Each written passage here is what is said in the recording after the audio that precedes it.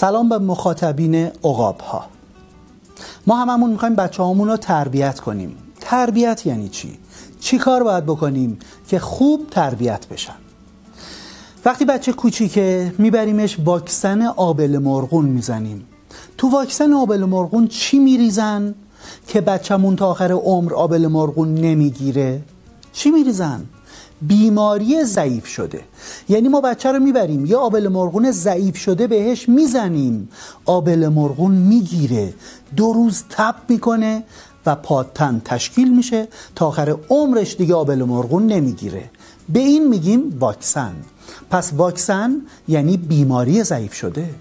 میخواین بچه هاتون زندگی کردن یاد بگیرن، واکسنایی رو باید بهش بزنید. یکی از اون واکسن ها چیه؟ واکسن آتش سوزی. واکسن آتش سوزی به بچه‌تون بزنیم. یعنی چی کار کنیم؟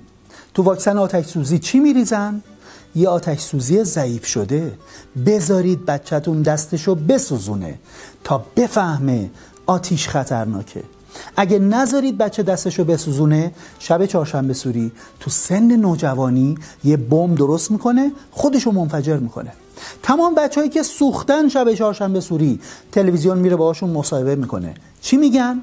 میگن آی بچه‌ها به این بمبا دست نزنین، بمب درست نکنین، خطرناکه. چطور شد اینا فهمیدن خطرناکه؟ چون خودشون تجربه کردن. تجربیات زندگی رو هر چه زودتر به بچه‌ها منتقل کنین.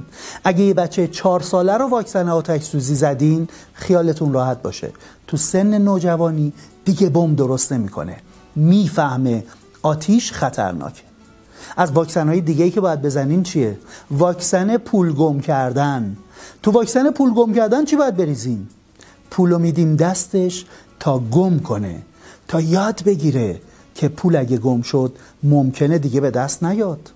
شما پول گم نکردین؟ مادرتون 100 دفعه بهتون گفت پولتو بذار یه جایی که گم نشه. شما گم نکردین؟ ما با پول گم کردنامون یاد میگیریم. برای اینکه بچه‌ها یاد بگیرن زندگی کنن، باید بهشون واکسن زده بشه. تو این واکسن ها اون اتفاق رو ضعیف شده بهش میزنیم.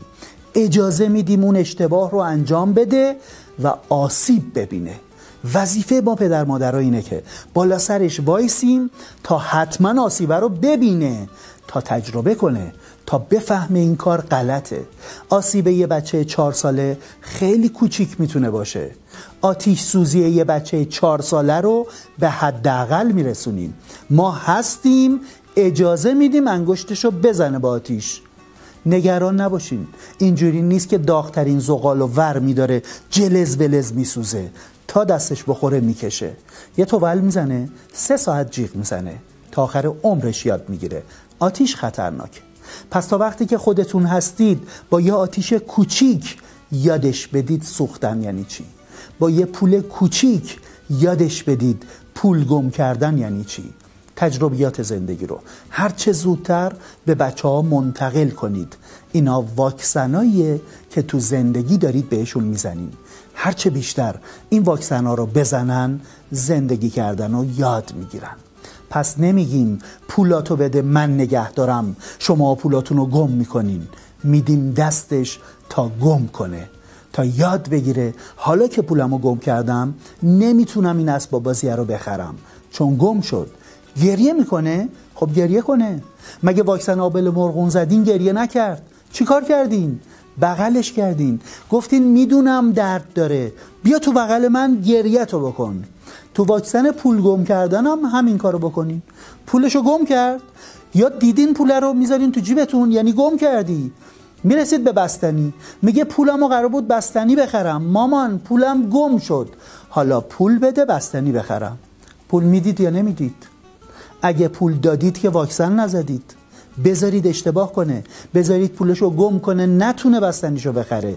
ما با گریه کردنامون یاد میگیریم. دفعه بعد پولو میدین دستش، راهنمایی کنین. پولتو بذار تو جیبت گم نشه. یه بار راهنمایی میکنین، هی توضیح نمیدین.